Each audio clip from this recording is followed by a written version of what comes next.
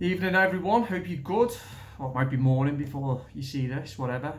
Dave here with another video from the kitchen. And don't worry, as I know a lot of you like my videos that are done outside in my local countryside. It's just for whatever reason this week I've done 2 or 3 videos later on in the day, in the evening from my kitchen, very unassuming kitchen. But yeah, I'll be back outside probably for the next one.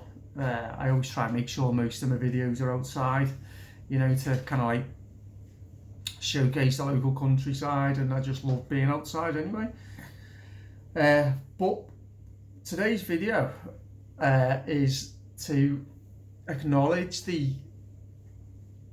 massive distractions that we continue to be subject to.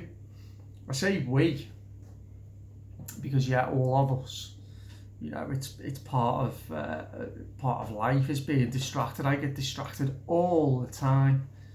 I always struggle to focus, always have. I can't sit still for 5 minutes. I'm interested in loads of different stuff. I have a curious mind. They're not the distractions I'm talking about though. The distractions I'm talking about are these big media narratives, these stories that are spun, that are designed to psychologically affect people so that they can disproportionately focus on something that forms part of an agenda. So that's the kind of distraction I'm talking about. Let me give you some examples, just ones off the top of my head. So I'll tell you the last example, right? Do you remember, of course you remember a couple of weeks ago, this maybe from about mid-January to kind of like the start of February, over about a 2 or 3 week period, there was this obsession that the media had about the parties that were going on. Partygate, they called it. Of course, any scandal is always called gate, isn't it? Whatever, gate. This was Partygate. And the intention, as ever, was to divert the masses' attention, the public's attention, the normies' attention, whatever you want to call the still millions of people who live amongst us who really can't seem to think for themselves, was to divert their attention to something that was meant to be focused on, and to divert their attention away from something that wasn't meant to be focused on. And the thing that wasn't meant to be focused on and that isn't meant to be focused on, I'm doing a separate video. It won't be allowed on YouTube, but it's the biggest story of our times. It's the biggest crime that's ever been committed in the history of human civilization. And the reason that these stories are being spun in the last couple of months and couple of years is to distract away from a number of massive crimes that have been committed, but one in particular, and you'll all know what it is that I'm talking about. And I will be doing a video separate. It'll be on my Telegram channel in the next couple of days.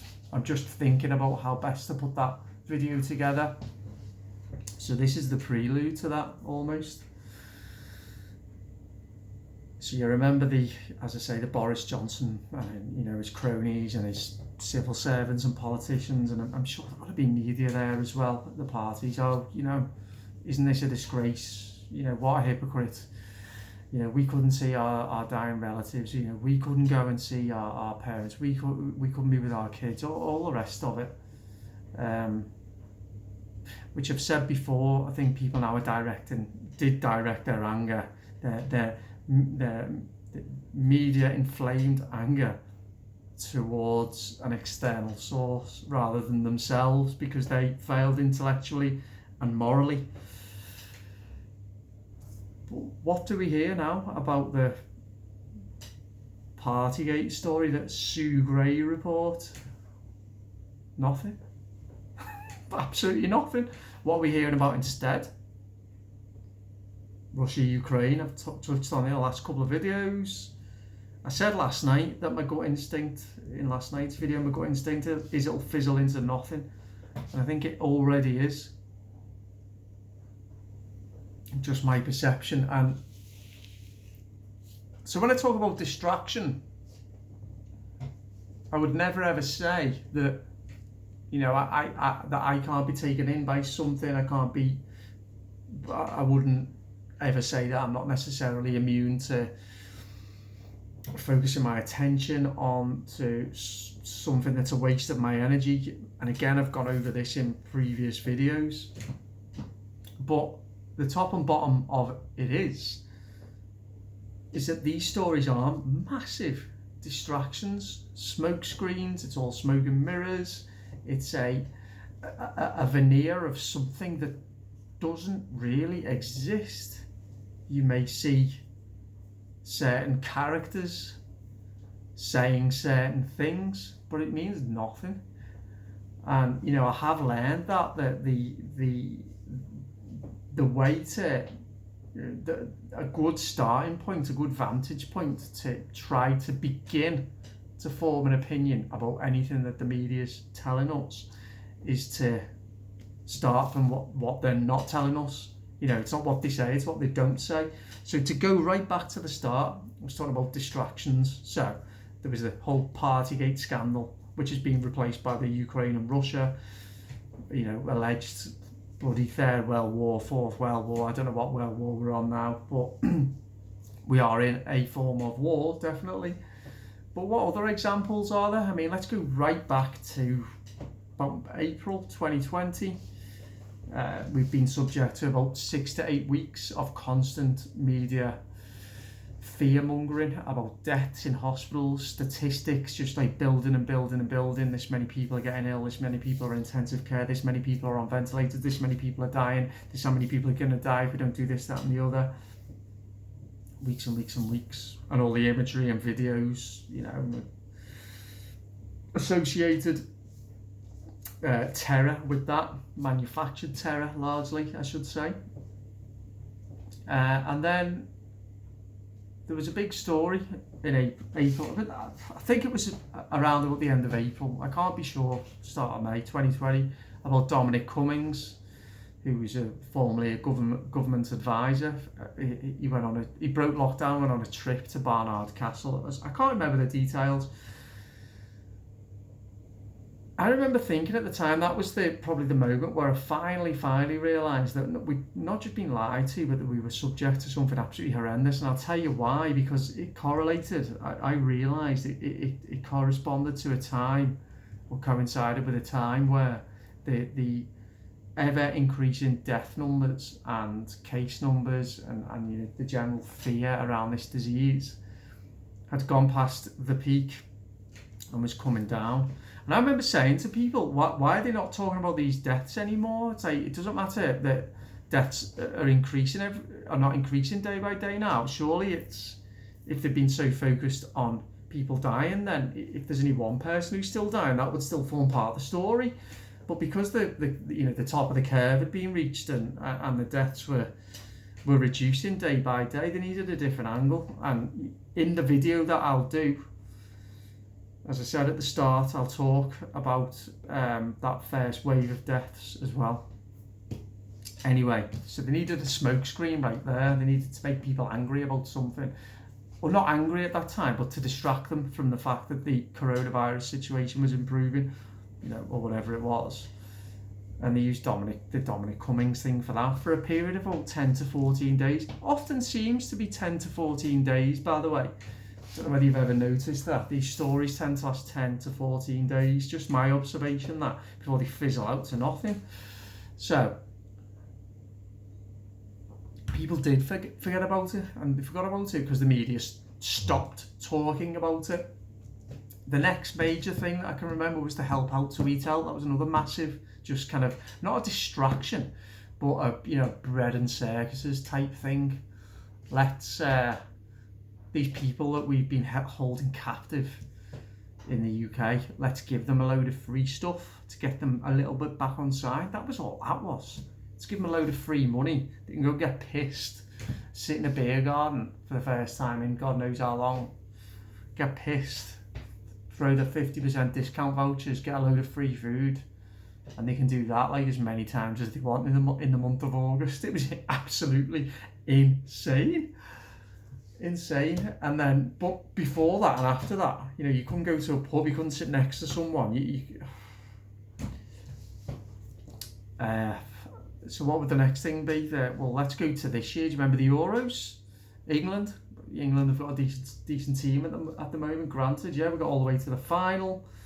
And the story then wasn't England getting all the way to the final, it was the crowd trouble, and then it was the alleged racism, the alleged widespread racism that was being directed at England players. So you had a situation, this says a lot about Western society and about the Western media and how they destabilise and demoralise.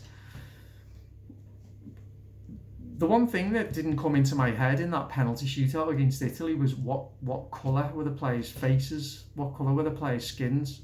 It was literally the last thing on my mind. I wanted England to win the penalty shootout against Italy. I wanted the player, whoever he was, to put the ball in the back of the net. And coincidentally, 3 black players missed the penalty. That was a gift, wasn't it? That was a gift to the neo-Marxist media, who obviously immediately made a play on that and used that as a focal point and a culmination of a racist country that could not tolerate the mistakes of anybody who's got different colour skin from the majority. So there was that went on for, again, 10 to 14 days. There was the Afghanistan withdrawal. Again, I always say, if I'm watching a football match, if I'm going out in the street seeing someone wearing a mask, if I'm in a pub, if I'm seeing someone behaving ridiculously, insanely, I can tell you that's real. Things that are going on beyond these shores that I can't see, I don't know, but what I can see is the way the media represent the story. So there was the UK and US chaotic withdrawal from Afghanistan, and again, same themes. Undermining the West, a destabilisation of all of our values, fear about what was going to happen as a result, and all the rest of it. Again, it was 10 to 14 days of blanket media coverage, and then it went back to COVID again, and it always goes back to the main narrative between these diversions. So it's always back to COVID, something else, back to COVID, and COVID will eventually disappear. Well, it has, but it'll be replaced by, I think, there's the economic damage, and then climate change is the big one. What was the next? What was the next one after that? Then we had the fuel. Remember the fuel crisis in September? Again, 10 to 14 days of just chaos. And there was a bit of chaos, and it was media fanned flames of ridiculous behaviour, absurd behaviour, based on what? I mean, what was that all about? But if you think back to September, you couldn't get any petrol, you had to queue up for it, and there was all kinds of reasons. It's because of Brexit. The usual elements were at play, which are, the blame lies with the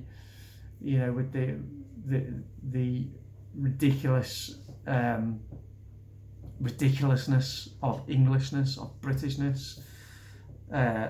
So it was Brexit that was blamed a lot for that. I remember, I think I did a video at the time saying it's just another attempt to control people, to make them behave stupid, to make them do things that are ridiculous. What did we have then? Then we had there was a little bit of fear around Christmas wasn't going to happen, something around turkeys, I think, something about turkeys not being ready. Don't know whether you remember that. There's not going to be any turkeys for Christmas. I remember saying at the time, well, worst case scenario, if there's no turkey, I'll have a chicken instead. So there was that. Then do you remember the absolute hysteria around the Omicron variant at Christmas into New Year? Everyone getting tested, because why did they go and get tested? Why did so many people run to the pharmacy, run to the doctors, order them online, get tests and post the results online? Why did they do that? Because literally they were told to do that by the media, and then this kind of garnered this weird social media kind of like religious zealot movement, and people, again, that I would, wouldn't hesitate to say the same people who fell for all of the other scams and diversions and distractions. Well, are they obsessively getting tested 3 times a day anymore? I'll tell you, no, they're not. And why is that? It's not in the news anymore.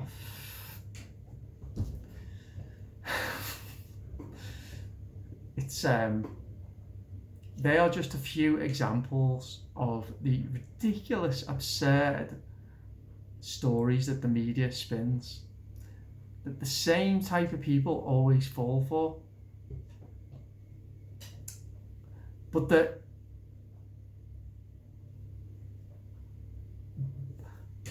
very, very powerful. And the latest example, as the powerful stories for people who aren't, how do I say it, who have still not, for whatever reason, expanded their awareness, have entered into a little bit of a different state of consciousness, have changed in some way their beliefs, have in some way altered the way they look at their world, still stuck in that old paradigm, which is authority tells us what's best, and authority tells us the truth, and we must obey. When you see through it, it's well, that is the awakening, isn't it? So that's tonight's video.